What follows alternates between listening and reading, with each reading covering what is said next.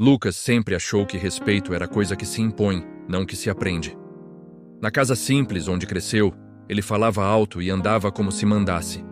A mãe, Dona Marta, tentava conversar, mas ele respondia com deboche.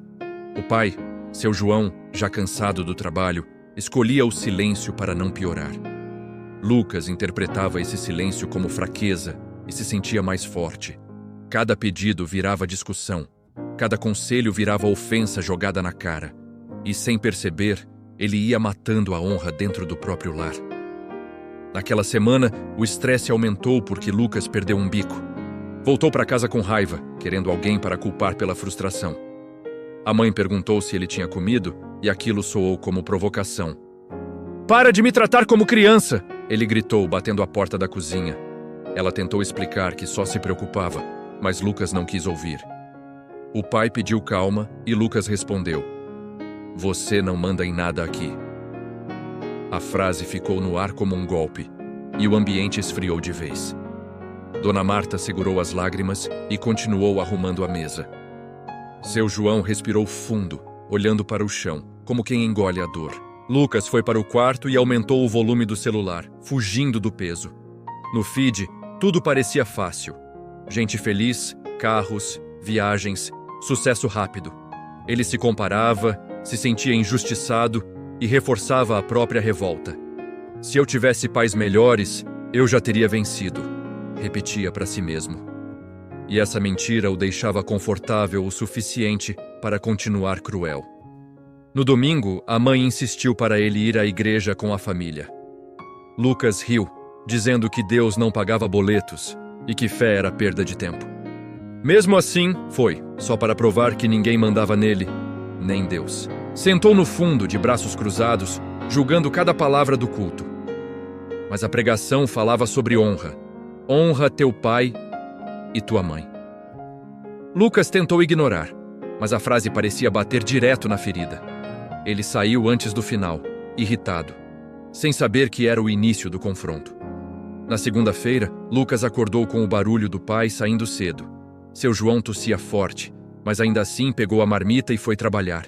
A mãe comentou com voz baixa que ele vinha sentindo dores no peito. Lucas deu de ombros, dizendo que era drama para chamar atenção. Antes de sair, ainda reclamou do café e do cheiro da casa. Dona Marta ficou parada, como quem leva um tapa sem tocar na pele. E Lucas foi embora, achando que dureza era sinônimo de maturidade. Mais tarde, Lucas encontrou amigos na rua e tentou parecer bem. Fez piada da própria família, como se humilhar os pais o tornasse superior. Riram e aquela risada funcionou como aplauso para a sua arrogância. Mas quando ficou sozinho, um vazio o perseguiu como sombra. Ele tentou preenchê-lo com vídeos, bebida barata e conversa vazia. Quanto mais ele se distraía, mais a consciência cobrava em silêncio. Só que Lucas preferia culpar o mundo a encarar o próprio pecado. Ao voltar para casa, encontrou Dona Marta na porta, preocupada. Ela disse que o pai não tinha atendido o telefone desde o meio-dia. Lucas revirou os olhos e falou que ele devia estar fazendo cena. A mãe insistiu, pedindo que ele fosse até o ponto final do ônibus. Lucas foi irritado, como quem faz um favor imenso, reclamando o caminho. No trajeto, lembrou da frase do culto e tentou expulsá-la da mente. Mas parecia que a palavra tinha ficado grudada no coração endurecido. Chegando lá, viu uma aglomeração e um homem sentado no meio-fio. Era seu João, pálido, suando, com a mão apertando o peito. Um desconhecido oferecia água, outro chamava socorro pelo celular.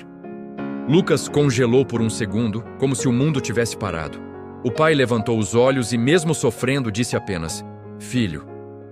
Lucas quis responder, mas a garganta travou e a culpa subiu como fogo. Naquele instante, ele percebeu que o tempo não pede licença para acabar. A ambulância demorou, e Lucas ficou ao lado do pai sem saber o que fazer. Ele segurou a mão calejada de seu João e sentiu vergonha do próprio desprezo. O pai respirava curto, mas ainda tentou acalmar o filho com o olhar. Lucas pensou em todas as vezes que respondeu com gritos e ironias. Pensou nos conselhos ignorados, nas portas batidas, nas humilhações públicas, e o peso dessas lembranças caiu sobre ele como sentença. Deus, Não deixa ele morrer. Foi a primeira oração sincera que ele fez. No hospital, a sala de espera parecia longa demais para a sua ansiedade.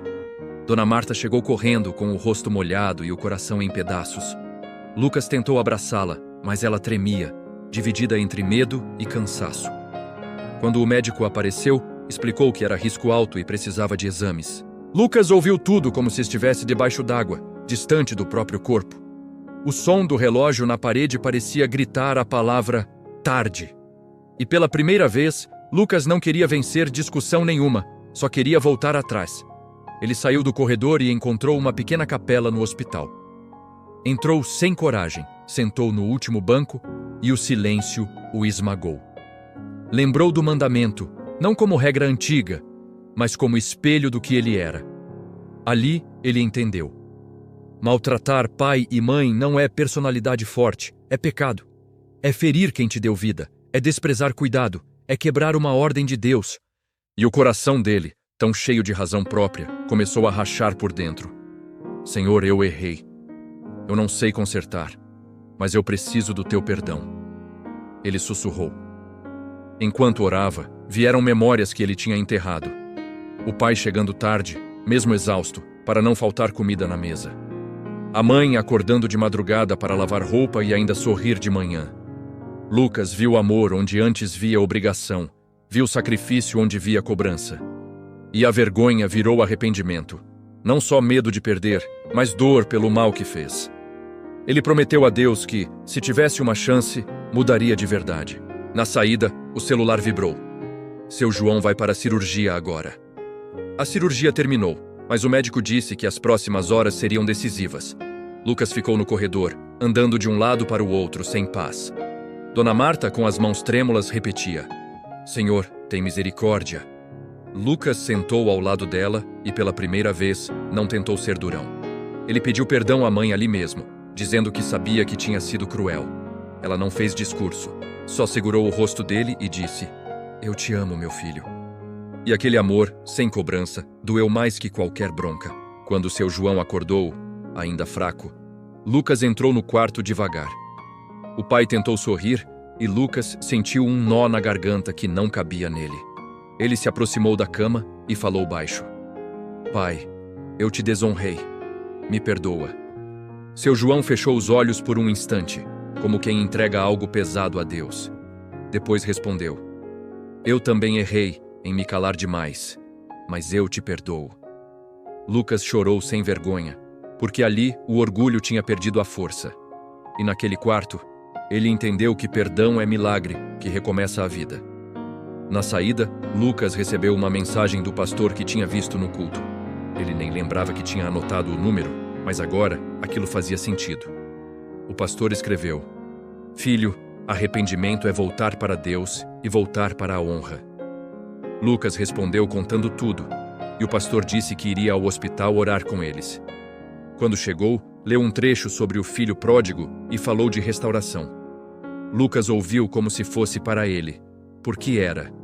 Ele tinha se perdido dentro de casa. E ali, ele decidiu que Cristo não seria visita de domingo, seria Senhor da sua vida. Nos dias seguintes, Lucas ficou responsável por quase tudo em casa. Levava a mãe ao mercado, organizava remédios, fazia comida do jeito que dava. Toda vez que a impaciência ameaçava, ele lembrava do pai no meio-fio. Ele começou a trocar o tom de voz, a pedir por favor, a dizer obrigado. Pareciam detalhes, mas eram sinais de um coração sendo tratado por Deus. Dona Marta via mudança real e, sem perceber, voltou a sorrir com mais leveza.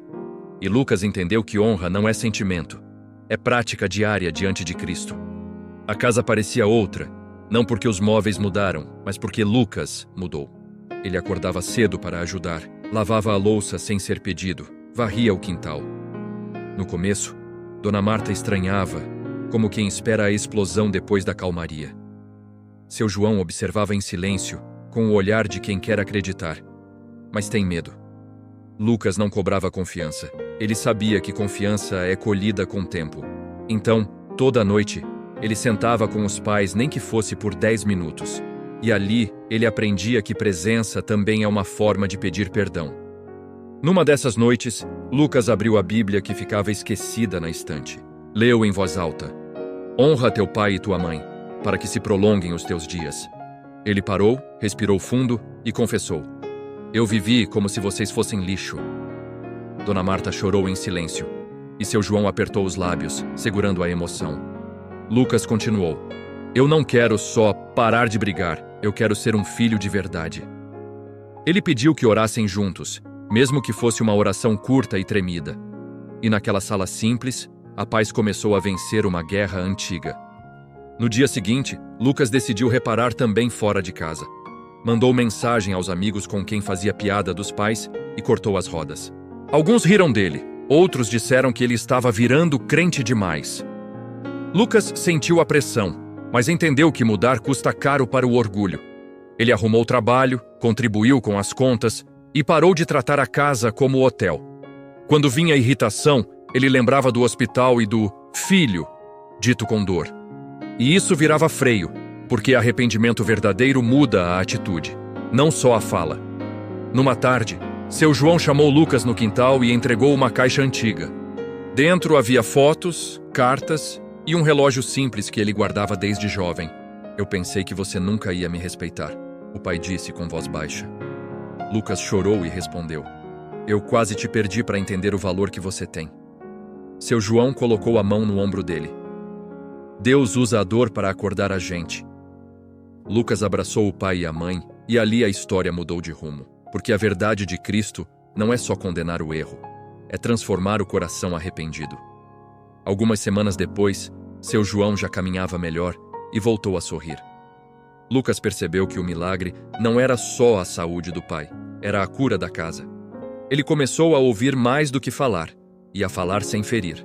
Quando discordava, respirava e escolhia respeito, não grito. E aos poucos, as conversas voltaram a existir sem medo de virar briga. Lucas entendeu que honra não é concordar com tudo, é tratar com dignidade. E dignidade começa na voz que você usa com quem te criou. Um dia, Lucas encontrou um jovem na rua xingando a mãe no portão. Antes, ele teria passado rindo, mas agora aquilo parecia um espelho do passado. Lucas se aproximou e disse: Cara, eu fiz isso. E quase perdi meu pai. O rapaz debochou, mas Lucas continuou: Cristo me mostrou que isso destrói a gente. Ele não pregou como superior. Falou como alguém que caiu e foi levantado. E saiu dali orando em silêncio, sabendo que só Deus convence o coração. Mas também sabendo que testemunho é uma pregação que ninguém cala. Numa noite de domingo, Lucas voltou à igreja, dessa vez sem postura de defesa. Durante a mensagem, o pastor falou que Jesus confronta, mas não para humilhar, para salvar. Lucas lembrou de cada palavra que usou como faca dentro de casa. E decidiu que não carregaria mais a velha identidade de filho duro e ingrato. Quando a igreja orou, ele se levantou e pediu força para perseverar na mudança. Porque ele sabia: arrependimento não é um dia emocionado, é um caminho. E caminho se prova quando ninguém está vendo. Em casa, Lucas reuniu os pais e disse: Eu quero honrar vocês até o fim. Ele não prometeu perfeição, prometeu vigilância e verdade. Dona Marta respondeu: A graça de Deus te alcançou, meu filho, não volta atrás. Seu João completou: Honra é amar com atitude, mesmo quando é difícil. Lucas olhou para os dois e entendeu a verdade de Cristo. Quem maltrata os pais, fere a si mesmo. Mas quem se arrepende, encontra perdão, restauração e uma nova história. E assim, o filho que desonrou aprendeu a viver como filho que honra diante de Deus. Na manhã seguinte, Lucas fez algo simples que nunca tinha valorizado. Sentou à mesa com os pais, preparou café, cortou pão e perguntou como eles estavam de verdade.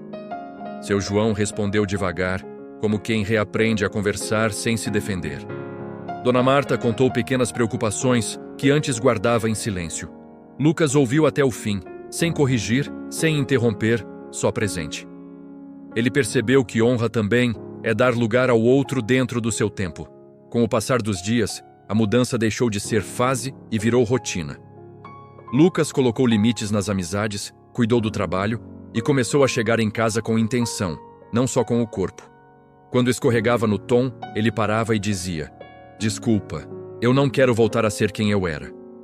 Às vezes o orgulho tentava levantar a cabeça, mas ele o derrubava com humildade. A paz não veio porque ninguém mais errava, veio porque agora havia arrependimento rápido e perdão sincero. Numa tarde, seu João chamou Lucas para consertar algo no quintal, e os dois trabalharam lado a lado.